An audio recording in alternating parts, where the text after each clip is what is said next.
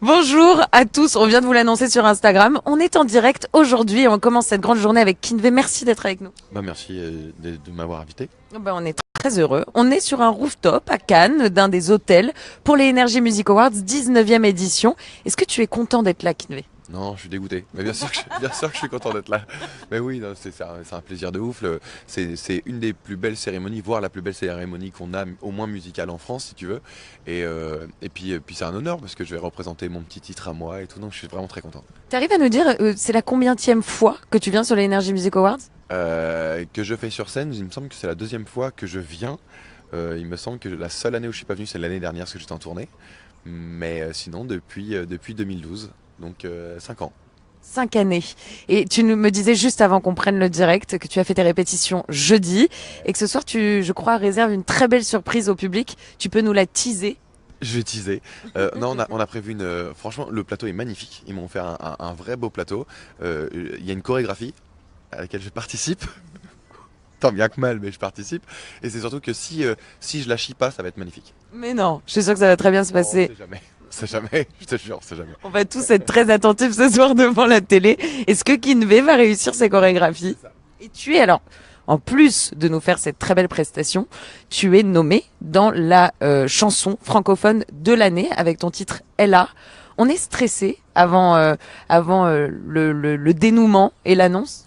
En vrai de vrai, moi je sais pas jouer la concurrence. En vrai, moi je vais pas te mentir, c'est que je sais pas, je pourrais pas me survendre parce que je sais pas faire. Mais je serais content si je le gagne, mais je serais pas déçu si je le gagne pas. L'important en fait, c'est de participer à la fête. Je suis très content d'être sur scène. Ça sera mon grand plaisir. Après, évidemment, si j'ai le trophée, c'est un gros bonus et je serai très heureux. Mais je suis conscient quand même qu'il y a quand même du très lourd en face. Il y a du Amir, il y a du soprano, il y a du Louane. C'est quand même l'année à soprano, j'imagine, qui va aller pour lui. Moi, ça me paraît à peu près logique. Maintenant, si vous voulez voter pour moi, je suis très très content, hein. Oui, pourquoi pas, tant qu'à faire. Il y a ton album qui est sorti en réédition hier, ton album 7. Moi j'avais une question, pourquoi 7? Parce que le septième, parce que ton chiffre, parce que quoi? Bah, c'est parce que c'est le septième, mais en vrai, c'est aussi parce que c'est mon chiffre. C'est mon chiffre porte d'honneur depuis que je suis gamin. Je sais pas pourquoi, hein, je peux pas vraiment l'expliquer. Je pense parce que le 7 représente juillet, juillet c'était les vacances quand j'étais petit, tu vois. Il y a un truc comme ça. Et je me suis marié le 07, 07, 07 aussi, ça peut peut-être aider. Non, il y a vraiment un truc avec le 7, mais c'est plus pour le. Je sais pas, même c'est esthétique, il y avait un truc avec le 7. J'aime bien ce 7. Mais alors du coup la réédition hier, on n'était pas le 7. Non, mais par contre, si tu prends 3 11, parce que c'était 3 novembre, ça fait 14, et comme c'était la reddition, 2 fois 7, 14. Ah ouais, non, mais là, ça réfléchit, mais alors, ça réfléchit sec, hein. Mais alors, du coup, c'est de la superstition ou t'es vraiment attaché à ces signes-là? Ah non, c'est pas vraiment de la superstition, parce que on peut pas vraiment dire que je suis superstitieux. C'est juste que j'ai l'impression qu'il me porte chance. D'accord. Écoute, je te cache pas que moi aussi, le 7, c'est mon préféré. Mais je te comprends totalement. Et tu pars en tournée, surtout très bientôt. On m'a soufflé dans l'oreillette que t'avais hâte. J'ai pas vu ton oreillette, dis donc. Oui, non, ouais, j'ai vraiment hâte. Quand tu fais un album, en fait, tu le fais parce que tu sais que tu vas avoir la scène derrière. Ça va avec. En fait, c'est comme quand tu prépares à manger et que tu sers tes convives. Les deux vont de pair et la tournée. Moi, je pense que si on me donne le choix entre un an de tournée ou un an de vacances, je prends un an de tournée largement. Pourtant, c'est hyper éreintant, hein. Il y a rien ça a rien de vacances. Au contraire même, c'est le truc le plus fatigant que je connaisse. Pourtant, c'est le plaisir que j'y prends avec mon équipe et je pense qu'il est incommensurable. Je pourrais t'en parler des heures et des heures, mais sans même pouvoir te décrire précisément ce que je ressens. Est-ce qu'il y a une date de tournée, une date de concert qui t'a plus marqué qu'une autre, qui est mémorable pour toi?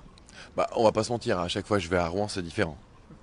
À Rouen, c'est chez moi, c'est là d'où je viens. Quand je regarde les têtes dans la salle, j'en reconnais beaucoup. Tu vois, c'est des gens que je croise dans la vie de tous les jours. C'est des gens que j'ai déjà croisés avant d'être connus.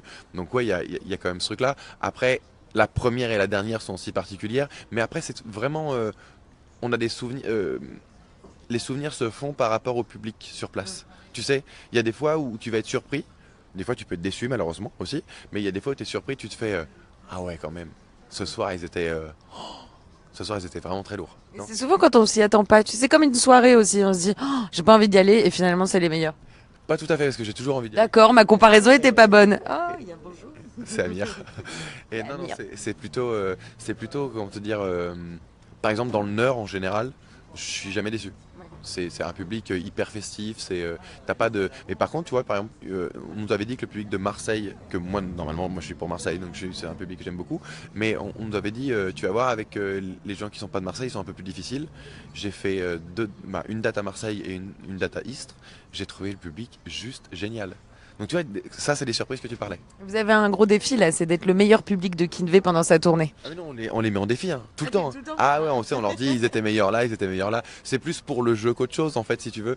Mais c'est rare, c'est vrai. Vu mon public et puis mon public est plutôt très réceptif, très festif et tout. C'est vrai qu'il est difficile de te dire qu'il y a une fois où je suis sorti de la date en étant déçu. C'est impossible en fait. On prend toujours du plaisir. Est-ce que tu te souviens du moment où tu as posé ta plume la première fois pour écrire une chanson? C'était laquelle et c'était quand? En vrai, c'est glauque, hein. C'est glauque. Ouais. Vas-y, on veut du glauque. J'avais 14 ans. Disons que j'avais envie de me foutre en l'air et plus tôt j'ai préféré écrire. Je savais que c'était glauque, hein, j'ai prévenu. Ah oui. Mais non, mais comme quoi, non, on va le tourner de manière positive. C'est toujours moyen de voir le jour quand ça va pas. Toi, ça a été d'écrire. En fait, ouais, ça a été une belle thérapie. Ça a été une vraie thérapie. Je me rappelle en plus, je peux même te dire le texte que c'était. C'était Quand je crie à l'aide. C'est un des titres de mon deuxième album parce que j'ai mis du temps à le chanter.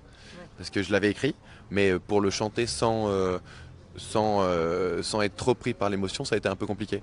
Mais c'est un des premiers textes que j'ai écrit et c'est là où je me suis rendu compte que j'aimais bien, tu sais. Parce qu'en fait, chanter, en vrai de vrai, hein, chanter c'est venu après l'envie. Ce que j'avais envie, c'était d'écrire. J'ai toujours eu envie de composer. Malheureusement, j'ai jamais fait de solfège, donc il fallait que je rencontre quelqu'un qui arrive à sortir mes idées de ma tête.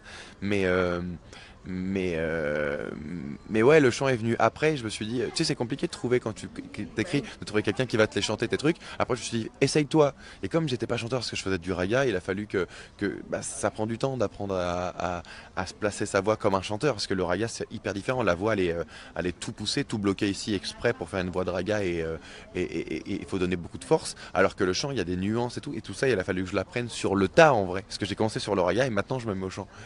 Et quelques années plus tard, on est au Energy Music Awards en train de parler d'un de tes titres qui est nommé dans la chanson francophone de l'année. C'est plutôt beau finalement. C'est ça, et en plus quasiment sans raga, sauf le elle a, où je chante tout le long. Ouais. Bravo, en tout cas, merci Kinvey. Je sais que c'est des journées marathon pour vous, donc je vais te laisser courir vers tes occupations. Nous, on va retrouver Ingrid Chauvin dans un peu moins d'une heure, notre comédienne qui remet un prix ce soir. Je croise les doigts, je te dis plein de voilà, de merde. Allez, on le dit. C'est pas méchant, c'est pas une insulte. C'est merde, voilà. Merci Kinvey. Je te laisse le dernier mot pour les internautes. Pensez ce soir, si vous avez rien à faire, vous prenez votre petit téléphone, vous envoyez un petit texto et vous mettez Ella, parce que c'est une jolie chanson que j'ai écrite avec le cœur et puis que je vais tout défoncer ce soir, juste pour vous. Je vous fais plein de bisous. Merci à toi. On vous embrasse, salut.